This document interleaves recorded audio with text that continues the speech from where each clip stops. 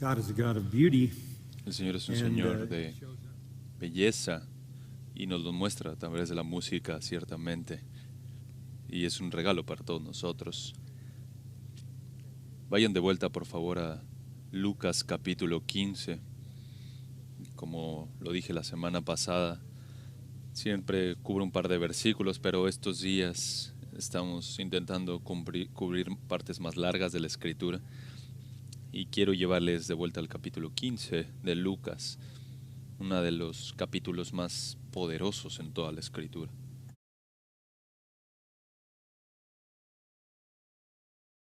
Hay un tema raro en la predicación y cuando llegamos a este punto, hace muchos años, cuando lo prediqué muchos mensajes, al menos 10 o más mensajes acerca de este pasaje. Y en aquel momento les hablé acerca de algo que tal vez nunca habían escuchado, acerca de el gozo de Dios. Y pensamos en Dios de distintas maneras, pero no siempre pensamos acerca de Él como alguien gozoso, como el Dios gozoso. Pero Dios todo lo que hace, lo hace para su propio gozo. Jonathan Edwards dijo que el principal fin de la redención es el propio gozo de Dios. Dios tiene un interés importante en la salvación de los pecadores para su propio gozo. Por el otro lado, también la Escritura dice que el Señor no se goza en que el maldito se pierda, como dice Ezequiel 18. El mismo capítulo dice que no tiene placer en nadie que muere, dice el Señor. Por tanto, arrepentíos y vivan. En Ezequiel 33:11 dice, yo vivo, dice el Señor, no tengo placer en la muerte del impío, pero que el impío se aparte de su camino y viva. Volveos de vuestros malos caminos, ¿por qué habéis de morir?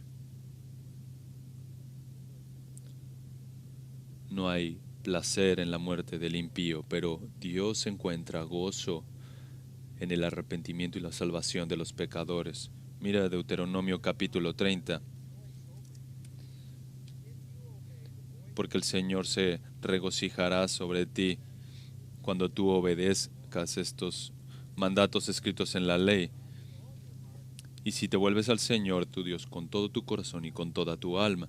Sofonías también dice en el capítulo 3 que el Señor está en medio de ti y se regocijará sobre ti con clamores de gozo.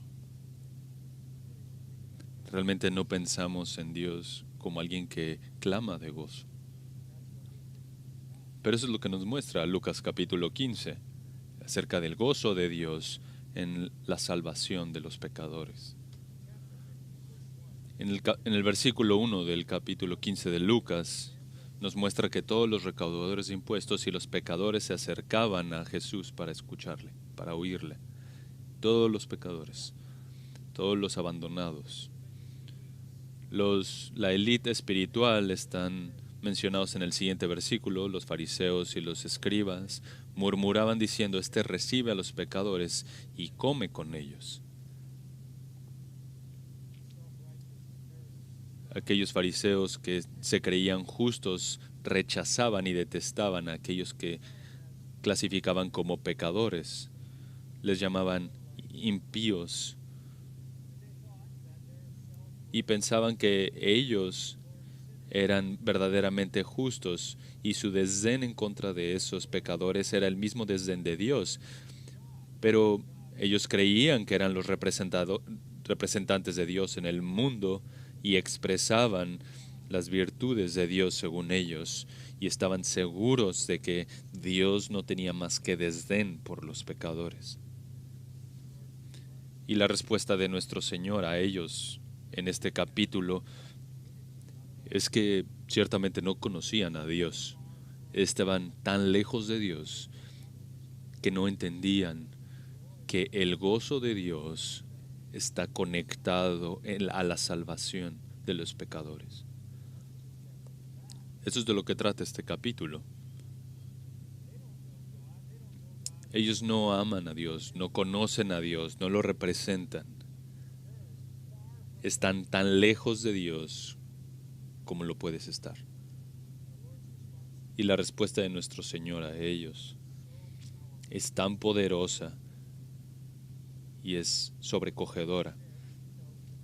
En los versículos 3 al 6 les dice una parábola acerca de un hombre que perdió una oveja y que se dirigió a encontrarla, y cuando la encontró reunió a sus amigos y tuvo una celebración.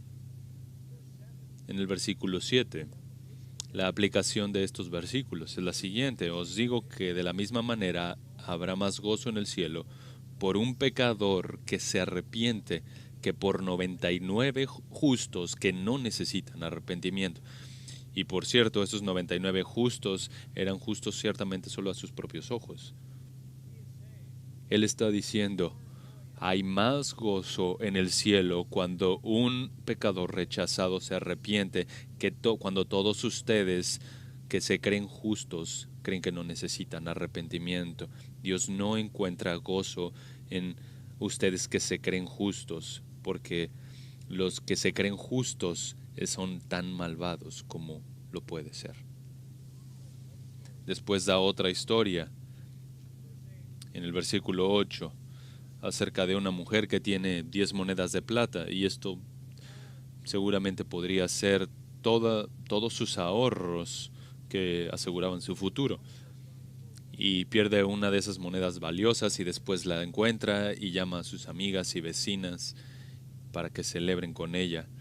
Y la aplicación en el versículo 10 dice, de la misma manera os digo, hay gozo en la presencia de los ángeles de Dios por un pecador que se arrepiente. Hay gozo en la presencia de los ángeles de Dios. ¿Y quién sería el gozoso en medio de los ángeles? Ciertamente Dios mismo.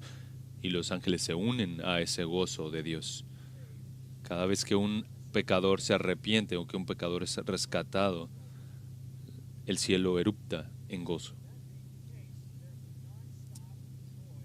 Eso significa que no hay un momento que un pecador no se arrepienta y no sea salvado. Por tanto, no hay un solo momento en que no haya gozo en el cielo. Hay un gozo constante en el cielo.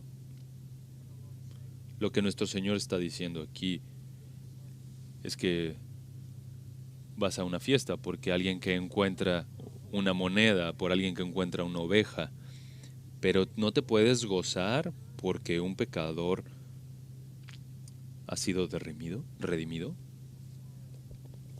¿Cuán lejos estás de Dios?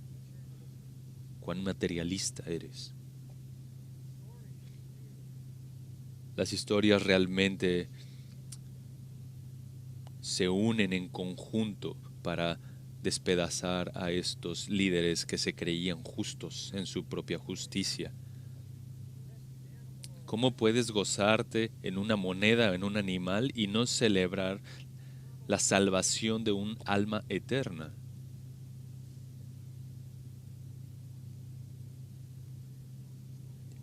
Y después les cuenta la historia de historias. Versículo 11. Cierto hombre tenía 2 hijos. La historia de 2 hijos. Por cierto, esta no es una historia acerca de la crianza de los hijos.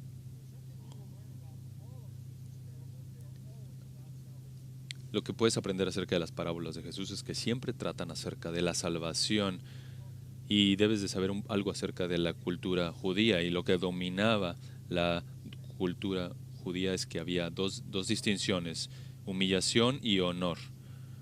Tratabas lo máximo para evitar la humillación y siempre buscar el honor. Los fariseos y los escribas eran aquellos que básicamente tenían esa cultura de humillación y de honor, y ellos determinaban quién era honroso y quién era humillante. Esta era la distinción más importante en la cultura judía. Y entonces Jesús les dice que los la historia más humillante posible. Con el genio creativo de su mente divina, Él toma la humillación hasta el nivel más alto.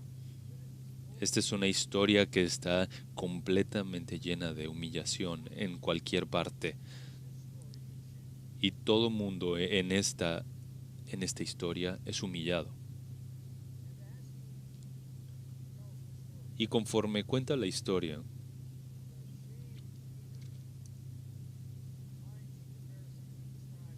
lo que los fariseos están pensando acerca de la humillación está llegando hasta el tope. Todo es humillante. Entonces veamos la historia. Un hombre tenía 2 hijos. El menor de ellos le dijo al padre: Padre, dame la parte de la hacienda que me corresponde.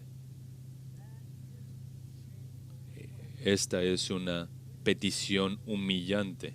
Entonces tenemos un hijo humillado. Tú eres el hijo más joven y no obtienes tu herencia hasta que tu padre se muera. Esencialmente lo que el hijo está diciendo es: ojalá estuvieras muerto.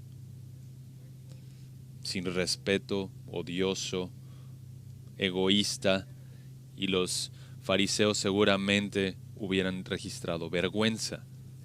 ¿Qué niño, qué hijo haría eso?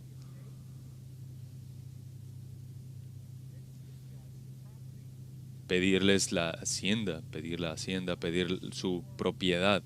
Él no está pidiendo estas cosas para que él pueda administrarlas y después dejar un poco más a la siguiente generación. No está pidiendo que su padre le haga un administrador de estas posesiones para después incrementar su riqueza. Más bien rechaza a su padre, desprecia al padre y lo único que quiere es dinero y lo quiere ahora y quiere irse. Esa es la vergüenza de todas las vergüenzas de que le dijera algo a su padre, este hijo. Quiere independencia, no quiere entregar cuentas, no quiere a su padre. No hay precedente de algo similar en el judaísmo. Esto es una conducta terrible porque ellos sabían que Dios había establecido que debías honrar a tus padres porque obtenías una larga vida si honrabas a tus padres. Y los fariseos y escribas seguramente asumirían que la siguiente parte de la historia es que el padre tomara al hijo del cuello y le golpeara en la cara. O lo más seguro era que el padre le tomara y lo golpeara por ese tipo de insolencia. Porque el padre debe de proteger su honor a toda costa. El honor lo es todo. Pero el padre no hace eso. Mira el versículo 12. Y el padre lo dividió todo y lo separó. ¿Qué padre sería tan vergonzoso para hacer algo así? Esto es absurdo. Ellos debían de esperar hasta que él estuviera muerto y 1/3 iría al joven y 2/3 al grande. Pero este padre divide a la mitad equitativamente. Esto es vergonzoso. Y hacia esta propuesta vergonzosa de un hijo que causa vergüenza. Y ciertamente la respuesta del padre le hace deshonorable. Y ningún hijo judío que fuera respetuoso odiaría de esa forma a su padre, y ningún padre respetuoso odiaría a su hijo para cumplir con esa petición tan vergonzosa. Por cierto, el hijo mayor no está cerca. Entonces las 2 personas que conocemos primero son vergonzosas y se convierten peor. Versículo 13. No muchos días después, el hijo menor, juntándolo todo, partió a un país lejano y allí malgastó su hacienda, viviendo perdidamente. Realmente lo que significa es que todo esto lo convirtió en efectivo. No sé en qué consistía obtener este efectivo, seguramente dejar todas sus propiedades, dejar todos sus animales y convertirlo en efectivo, pero él lo que quería era liquidez. No solo es vergonzoso, sino también es un necio, porque toma su hacienda y la descuenta para que pueda obtener la liquidez en un par de días. Una venta barata y rápida. No solamente es un hijo vergonzoso, sino también es necio.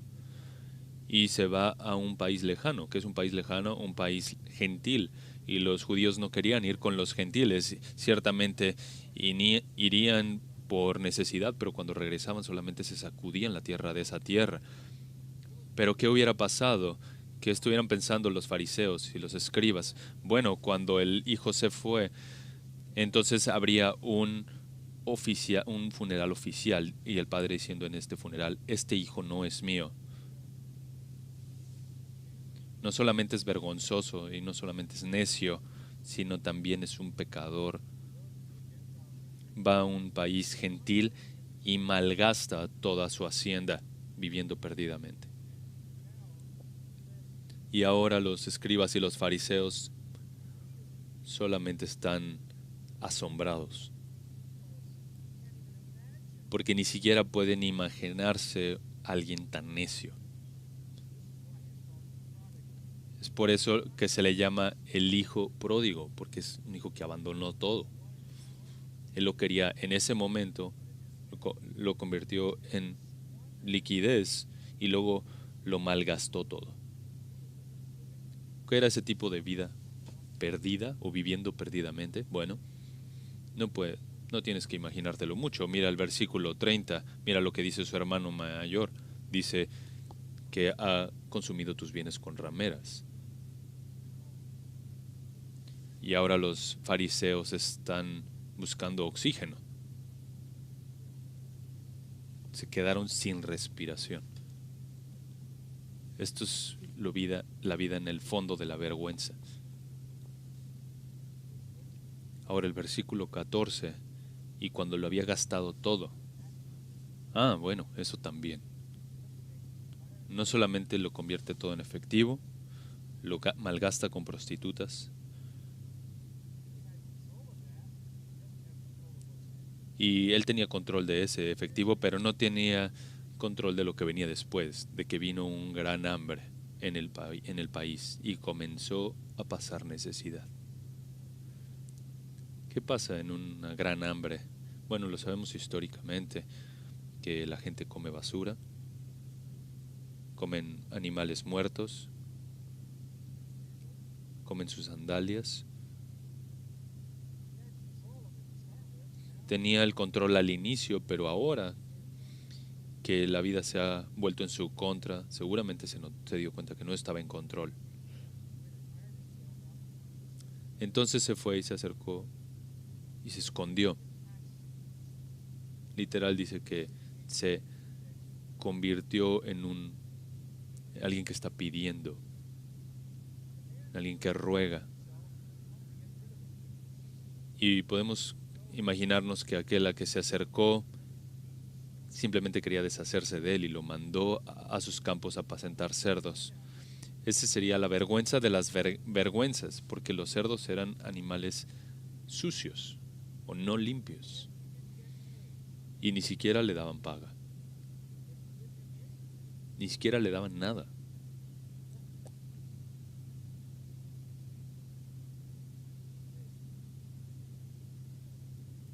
No le paguen, solamente desháganse de él, ahí mándenlo con los cerdos. Y es evidente que no tenía nada, como lo vemos en el versículo 16, porque incluso deseaba llenarse el estómago de las algarrobas que comían los cerdos. Y nadie le daba nada. Esto realmente se está convirtiendo en muy ridículo. Esto es una historia imposible. Ni un hombre judío llegaría a este punto de alimentar cerdos y vivir con cerdos y desear comer comida de cerdos.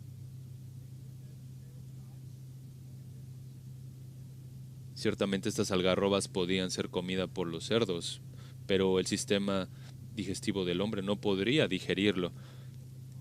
Pero este hombre deseaba, aunque sea, comer estas algarrobas, pero ni siquiera hubiera podido digerirlas.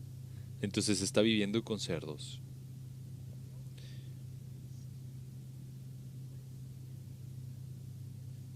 En el lugar más profundo de la vergüenza, muriendo de hambre, ni siquiera puede comer la comida de los cerdos. Y Jesús ha creado la situación más desesperada que te puedes imaginar.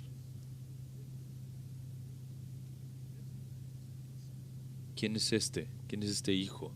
Este es el pecador, sin esperanza, con hambre y pobre, yendo más abajo y más abajo y más abajo, completamente responsable, sin posibilidad de recibir ayuda y sin posibilidad de recibir piedad. La lección es esto, es que el pecado es rebelión en contra del Señor, en contra del Padre, en contra de la bondad del Padre y la ley del Padre y el amor del Padre. El, el pecado es mucho más que no tener una relación con Dios. El pecado va mucho más allá de no tener una relación con Dios, sino más bien es un rechazo en contra del reinado de Dios, de la ley de Dios, de la autoridad de Dios, de la voluntad de Dios. Es un desdén de las misericordias y bendiciones de Dios. El pecado es darle la espalda a Dios,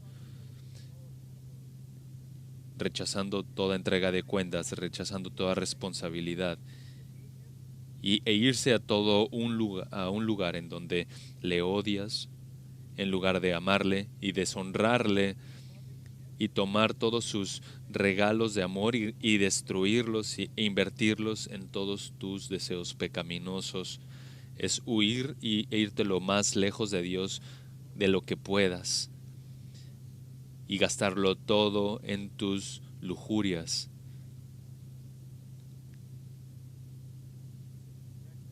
El pecado es la maldad en sí misma y trae una destitución y muerte. La libertad de la voluntad del pecador es lo peor que puede existir porque le envía completamente lejos de Dios, en donde no quiere encontrar a Dios y el pecado deja simplemente exhausto al pecador. El rebelde está vacío, pobre, y esta figura que Jesús muestra es extrema, el pecado más flagrante que te puedas imaginar. Lo peor que Jesús pudo haberse imaginado, en la peor de las bancarrotas.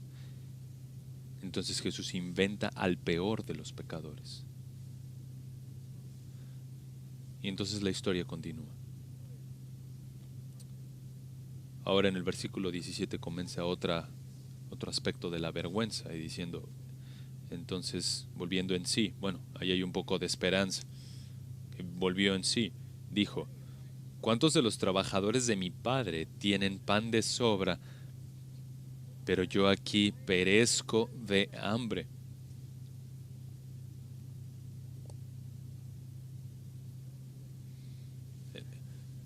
Él contempla y observa su condición y vuelve en sí.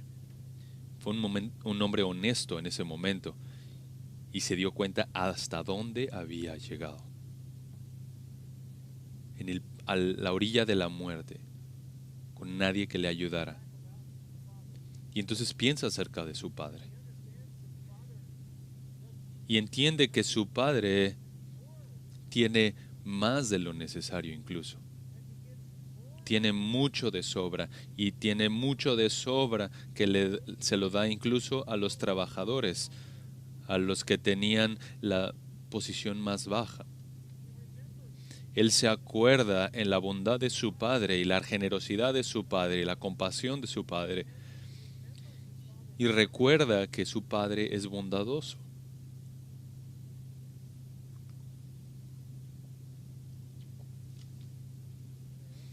está avergonzado, pero quiere ir de vuelta a su padre. Aquí es donde comienza el arrepentimiento, cuando vuelves en sí y te das cuenta que estás en pecado. Él está avergonzado.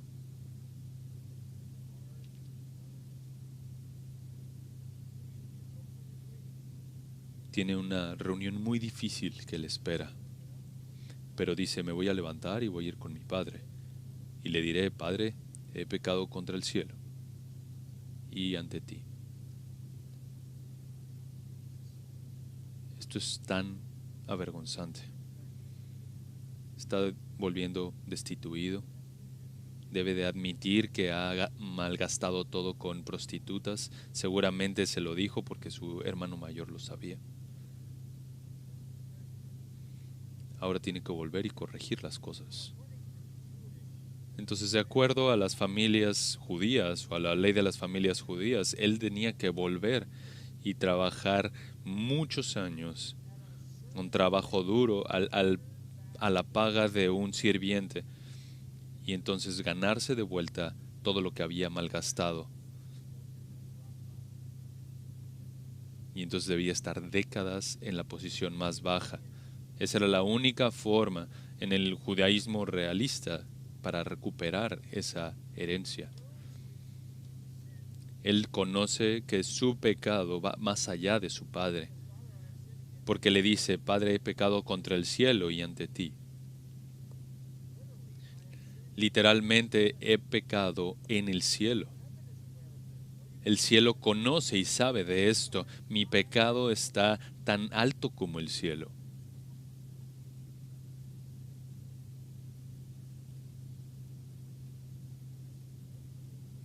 Él no pide ningún tipo de privilegio. Versículo 19. Ya no soy digno de ser llamado tu hijo. Hazme como uno de tus trabajadores. No hay privilegios, no hay derechos. Él conocía el sistema. No hay perdón. Él abandonó todo, rechazó todo, no hay excusas, y entonces le dirá a su padre, solamente hazme un trabajador. Entonces, de nuevo, lo más bajo en el sistema socioeconómico. Uno que trabaja por un día de pago.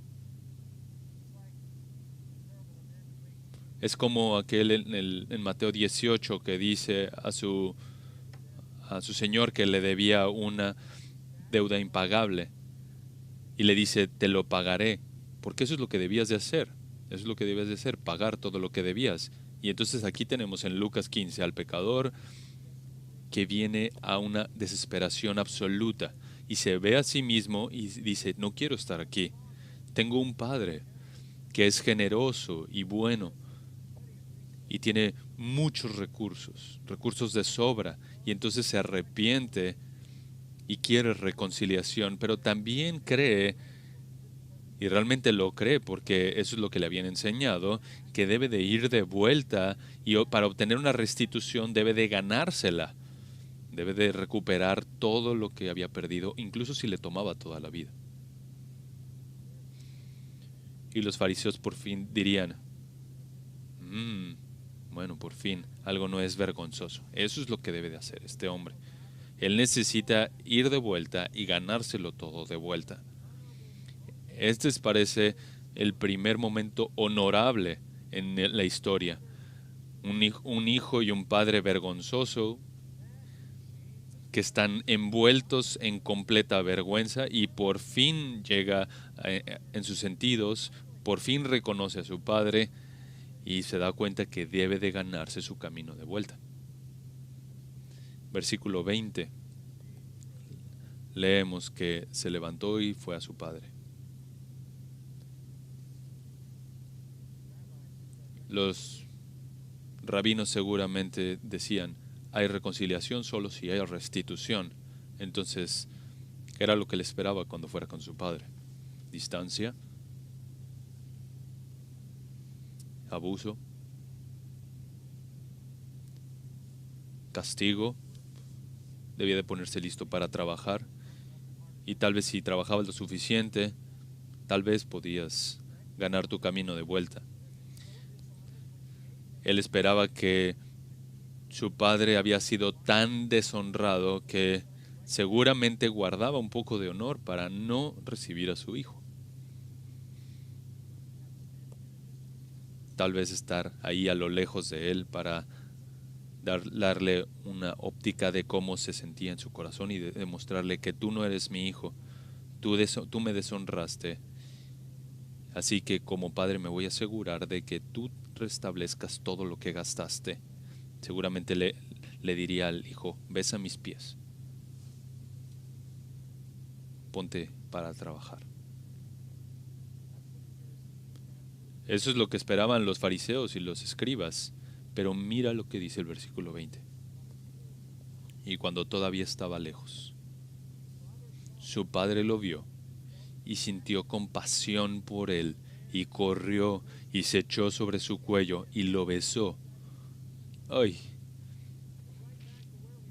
Estamos de vuelta a donde estábamos. Este es un padre avergonzado. Guarda un poco de honor.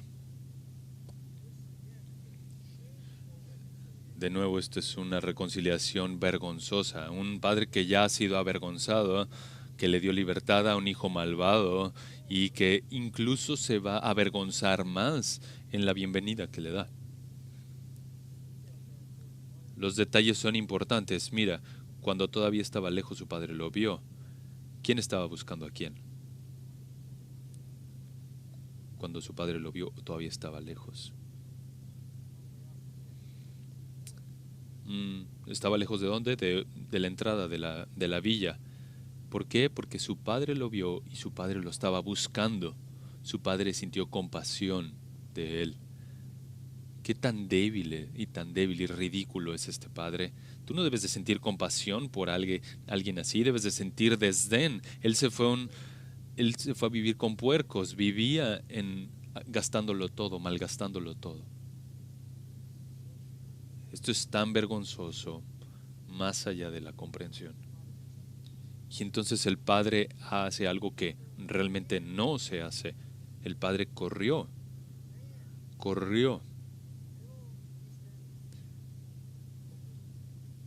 La gente noble del Medio Oriente, los nobles, no corren.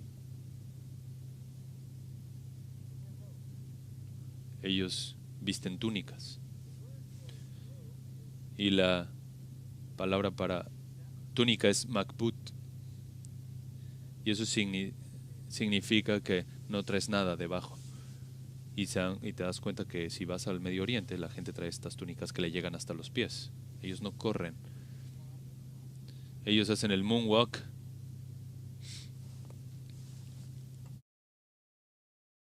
Ellos no corren. Levantarte la túnica y correr es traer más vergüenza a ti mismo para demostrar cualquier parte de tu anatomía es vergonzoso. Pero él corre a lo largo de toda la villa con su túnica levantada, trayendo más vergüenza a sí mismo. Pero él no le importa porque este es amor desinteresado. Y entonces llega a su hijo antes de que la gente de la villa llegue, antes de aquellos que se van a burlar lleguen. Él llega con su hijo para absorber la vergüenza.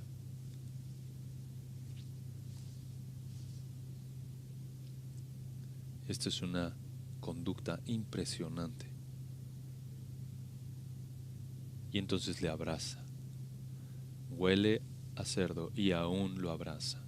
Y lo primero que hace es abrazarlo. Esto es un símbolo de completa reconciliación. Le abraza a ese pecador rebelde. Y no solo eso, lo besa. Y en el texto original dice, lo besó repetidamente. Se acostumbraba a mostrar el amor dando muchos besos en la cabeza. Y su padre ni siquiera le importa su propio honor a la luz de lo que piensen los judíos. ¿Qué debía de haber hecho? Bueno, debió de haber golpeado a este hijo en el público, enfrente de toda la villa, porque eso es lo que se merecía y entonces de esa forma el padre podía preservar su honor. Y entonces iba a hacer un anuncio público que él se iba a convertir en un trabajador suyo y tal vez ganaría su camino de vuelta. Pero ¿qué es lo que el padre hace? Le amó, corre hacia él, lo cubre de besos. ¿Qué es esto? Te daré la palabra: gracia. Y los fariseos y los escribas no tenían una categoría para la gracia. Ellos eran legalistas.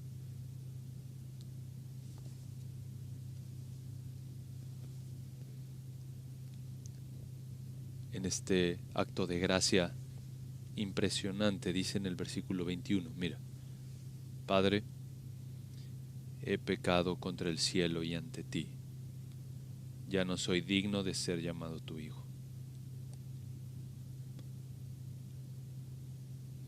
Pero deja fuera la última parte de de lo que él quería decirle. Y él le iba a decir que quería ser su trabajador, pero ahora ya no lo dice. ¿Por qué? Porque ya no tiene que ganarse su camino de vuelta, ya ha sido recibido. Deja de lado estas partes de trabajar, y eso es contrario a la gracia. Y realmente la gracia es la afrenta más grande en contra del legalismo.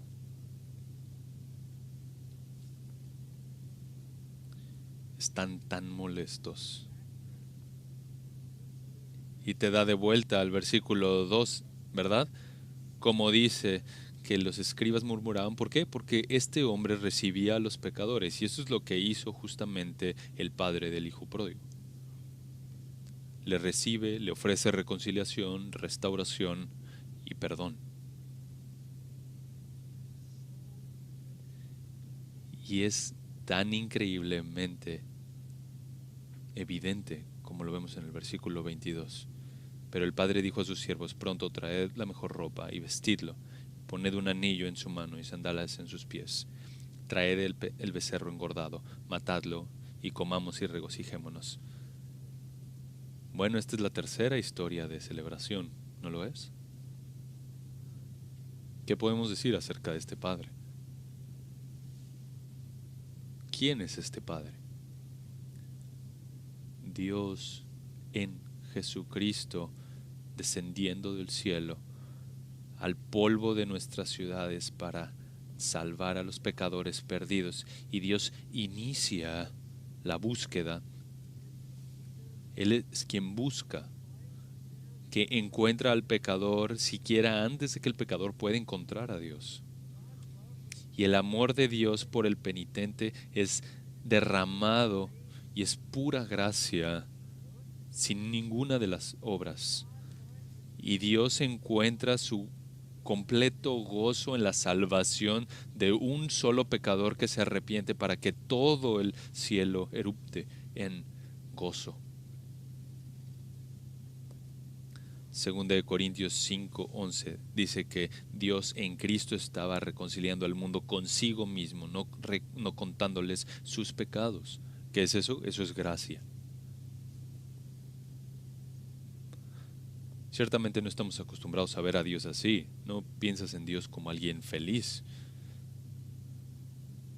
Seguramente lo piensas como alguien sobrio. Ciertamente Él tiene una ira perfecta, pero también un gozo perfecto. Es tan efusivo en su amor y no tiene ni una sola preocupación por lo que el Hijo hizo. Él no se preocupa por eso. No le pide un récord de sus pecados. Lo suficiente es que el Padre lo ve, lo encuentra, lo ama, lo limpia.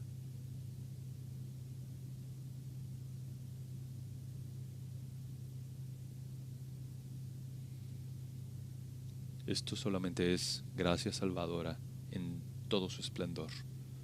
Y apunta a la realidad de que Dios en Cristo absorbería toda la vergüenza de los pecadores.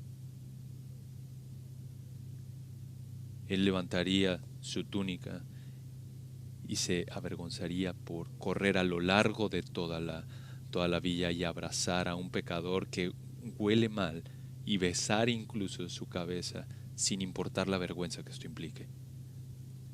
No hay nada que el pecador pueda hacer, sino que confesar su desesperanza, su indignidad y recibir esa gracia. Mira el versículo 22. El padre dijo a sus siervos: pronto, traed la mejor ropa y vestidlo y poned un anillo y las sandalias y traigan el becerro también. Y esto, por cierto, seguramente en la mente de los fariseos ya no hay más vergüenza en donde se pueda acabar. Esto es lo peor de las vergüenzas. Pero hemos visto que el amor genuino y la gracia que limpia no contiene nada, no se abstiene de nada, sino que lo derrama todo sobre el pecador. Este padre es como el necio arquetípico que sigue trayendo la vergüenza a sí mismo porque sigue trayendo perdón hacia su hijo. Pero mira, el padre no se contiene en ningún sentido. Rápidamente, con mucha velocidad. Él no contempla nada, no conversa al respecto. Rápidamente, traigan la ropa como símbolo de la dignidad, el anillo como símbolo de la autoridad, las sandalias como símbolo de que la responsabilidad del padre también estaba sobre el hijo. ¿Por qué? Porque los esclavos no traían sandalias. La dignidad, la autoridad y su responsabilidad sobre el hijo, y se la demuestra. ¿Por qué? Porque parece que le adopta de nuevo. Esto golpea a todas las religiones que dicen: debes de ganarte tu camino de vuelta a Dios. Dios no se detiene en ningún sentido para recibir al pecador. Él corre y lo abraza y le da besos al vil pecador. Ahora es su hijo. Versículo 23 dice: traer el becerro engordado, matadlo, comamos y regocijémonos, porque este hijo mío estaba muerto y ha vuelto a la vida, estaba perdido y ha sido hallado. Y comenzaron a regocijarse. Eso es lo que leímos en el versículo 7. Una celebración cuando fue encontrada la oveja, y después otra celebración cuando se encuentra la moneda, y ahora una celebración gigante cuando se encuentra al hijo. Imagínense la fiesta, porque esta fiesta es en el honor de este hijo que le causó vergüenza al padre. Y en los ojos de los líderes judíos esto está mucho más allá de lo que te puedas imaginar. Esto ni siquiera tenía una categoría en la mente de los judíos. Esto va mucho más allá de la molestia que le está causando a los judíos. Está incluso molestando su sensibilidad. No hay forma de que debiera existir este tipo de vergüenza, estos actores tan vergonzosos. Esto es fantasía. Pero esta es la verdad. Esto es Dios en Cristo reconciliando al pecador. Y esto nos lleva a la increíble conclusión de la historia. Y su hijo mayor estaba en el campo. Versículo 25. Y cuando vino y se acercó a la casa, oyó música y danzas. Por primera vez desde que el hijo mayor es mencionado, él aparece. Ahora está en la historia. Y déjame identificarles. Él es los fariseos. Él representa a los fariseos en la historia. Él se muestra ahí con su enojo. Él no tiene ninguna relación con el Padre. Incluso odia al Padre.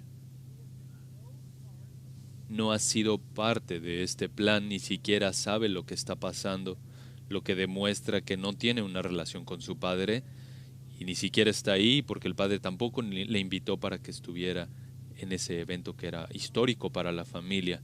El Padre no le envía ni un mensaje porque no tiene ni una relación con él. Ciertamente cumple con sus responsabilidades, se queda en casa, es el religioso, el que cree que es moral, pero está alejado en su corazón del Padre. Versículo 26. Llamó a uno de los criados y le preguntó qué era todo aquello.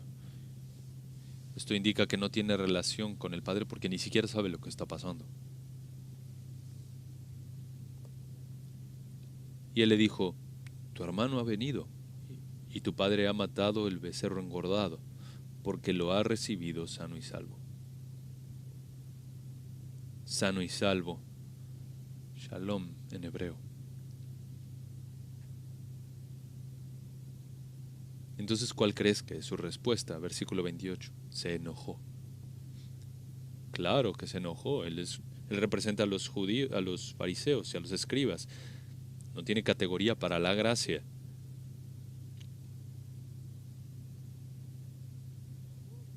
Y después de todo, él no quería entrar, no se quería unir a la celebración porque no tiene ninguna categoría para la gracia. Salió su padre y le rogaba que entrara, como Jesús lo hizo tantas veces con los fariseos y con los escribas. Pero él le respondió y le dijo, mira, esto es muy vergonzoso, referirte así a su padre. Por tantos años te he servido y nunca he desobedecido ninguna orden tuya, y sin embargo nunca me has dado un cabrito para regocijarme con mis amigos. Un legalista llorón.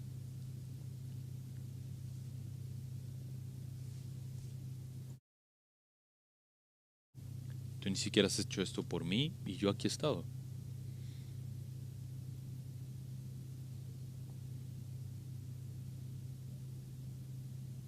Esto es lo que habrían dicho los legalistas. ¿No puedo celebrar la gracia?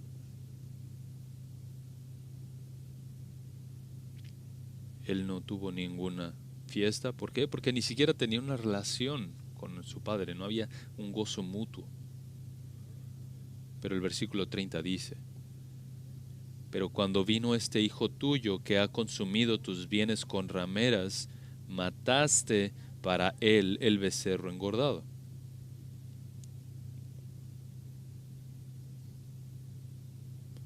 Esto ciertamente es el tope del enojo.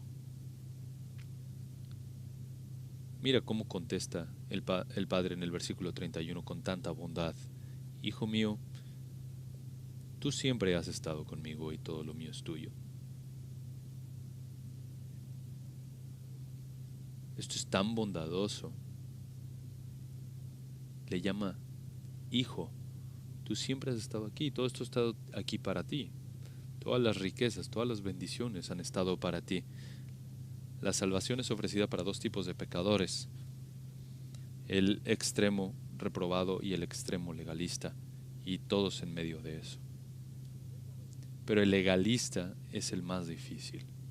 Entonces, les digo, es más fácil traer un pecador abierto a la salvación que a un legalista religioso.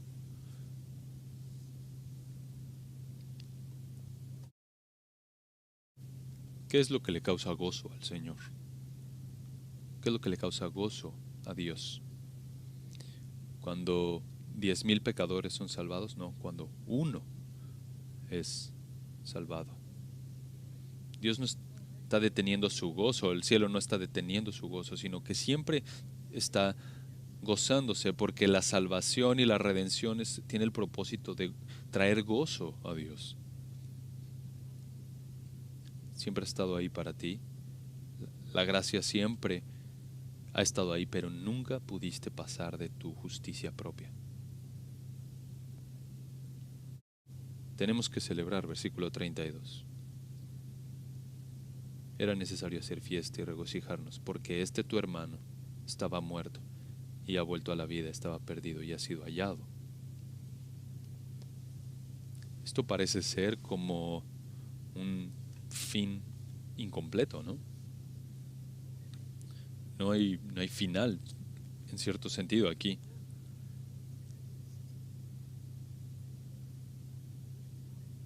Ciertamente hay un proceso de estanzas en la forma en la que los judíos contaban sus historias y había cierta estructura.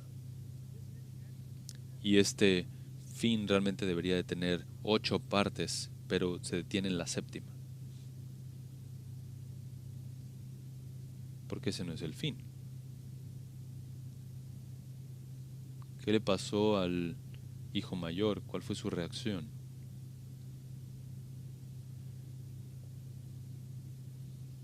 Pues déjenme escribir un final, pero no le agreguen esto a las escrituras. Este es el final.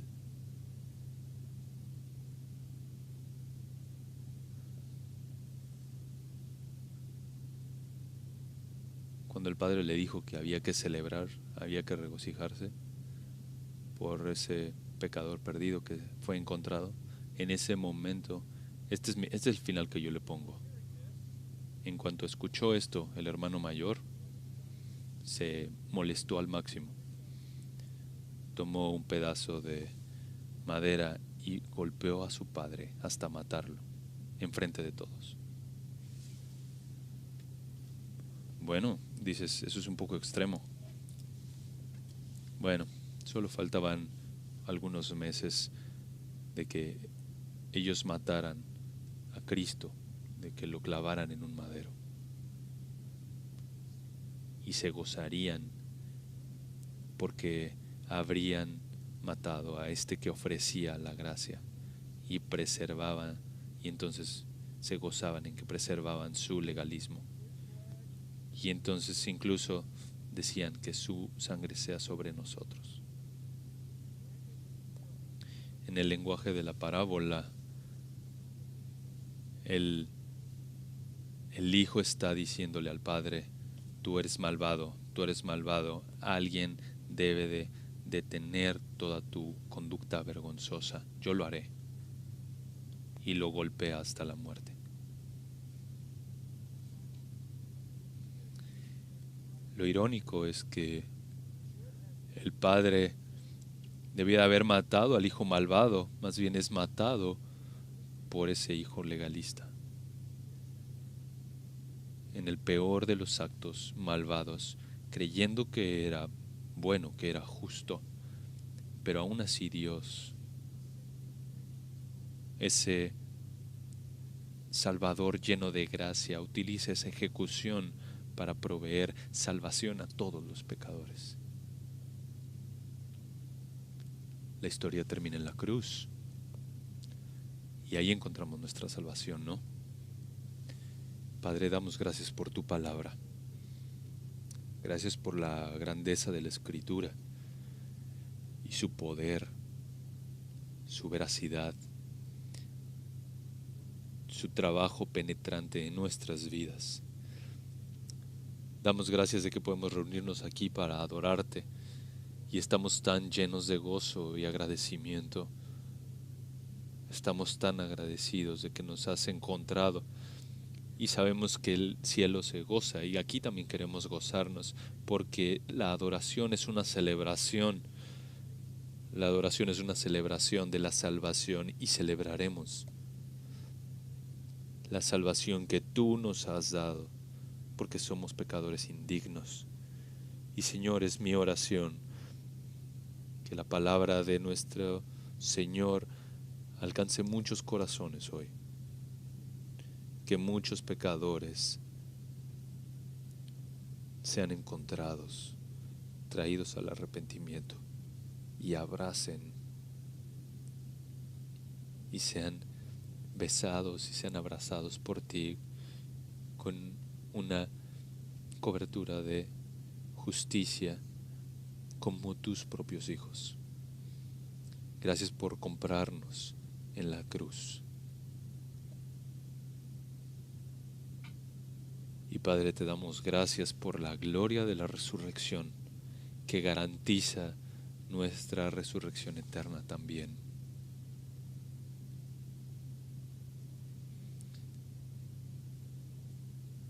Has derramado todas las bendiciones espirituales sobre nosotros. Gracias a Jesucristo, somos más ricos de lo que nos podemos imaginar.